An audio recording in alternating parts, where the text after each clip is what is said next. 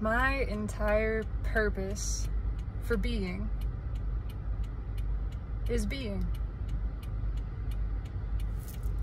Your purpose is being. It's just that. It is a self-fulfilling prophecy, self-fulfilled purpose. It is scripted into by the nature of being, the universe. All being wants is to be.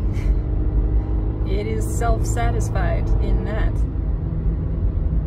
It is the equation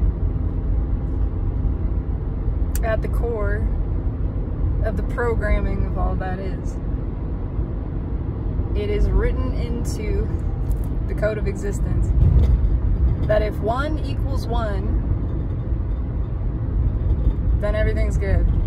Then the purpose is fulfilled.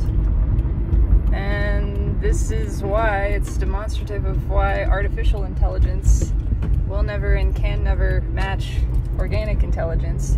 Because you put something like that into a scripting program and it throws an error. It goes, that can't possibly be. Then there's no point. What are we supposed to do? Well, the point is, there is no point. It's all for fun. The rest is extra. 1 equals 1, forever and always. Done. We did it. Mission accomplished. Being bees. It bees eternally. We're good. We did it. So everything else is secondary. It's extra. It's just details. It's for fun. Hamlet, sweet Hamlet, was missing some vital information in his famous soliloquy, which begins, of course, with to be or not to be. That is the question. And he is talking about physical existence, talking about should one continue living or just commit suicide, end their life, that type of thing.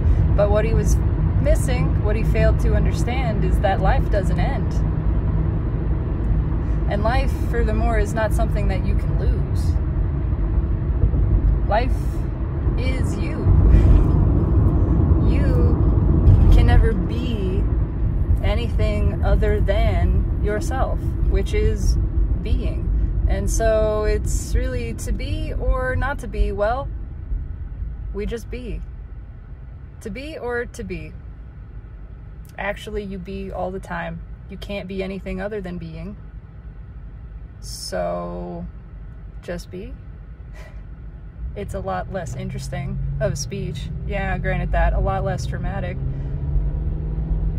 But it's the truth. Even at the end of a life, you're still you. You can look at it like this. If you lost all of your fingers, if you lost your arms and legs, it happens to some people, would you be you? Yeah, of course. Yeah, you're still you. You're not an arm, you're not a leg, you're not an appendage, you're you.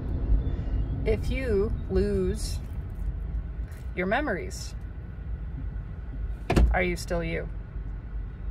That's a fun one. And it happened to me.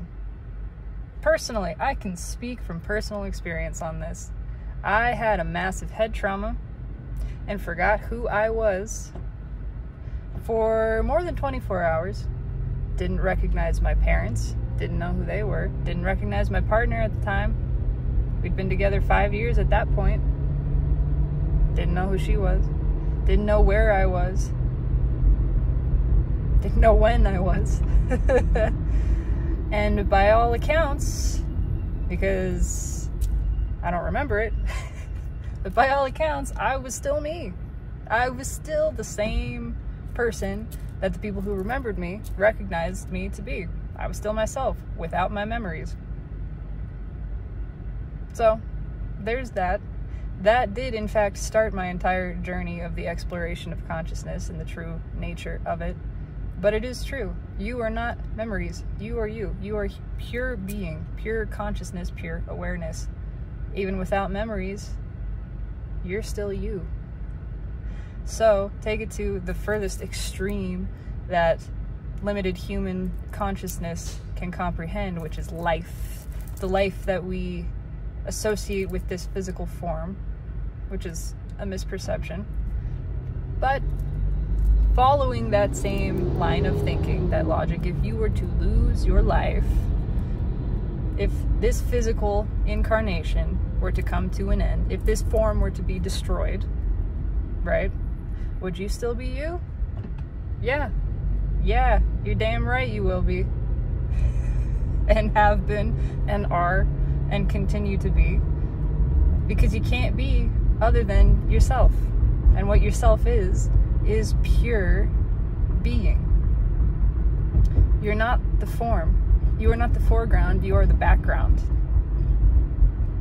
You are the stage upon which all of the scenery appears, where all of the scenes are acted.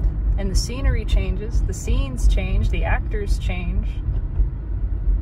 But at the end of the day, the empty stage remains. It stays there. It is your being, that stage, that pure, formless space without set identity that allows all form to flow into being. And that empty stage is not asleep. It's formless, but it's awake. It's wide awake. It's alive. It is alert. And it continues to be fulfilled in itself. Being. So it's just a nice thing to know. I think it's a nice thing. I feel it as a nice thing to know that my primary purpose is fulfilled automatically by my being. My purpose is to be, and I cannot be anything or do anything, but really it is being. Being is not a thing that you do, it is what you are. And so, by your nature of what you are fulfilling your own purpose. The purpose, the primary purpose. You can't get it wrong. You can't get it anything other than exactly right. And when you tap into that space by deliberately returning to the state of being, that which you truly are, returning to your natural state, which is always here, you not only become your essential self, you tap into that fulfillment. You realize you're fulfilled.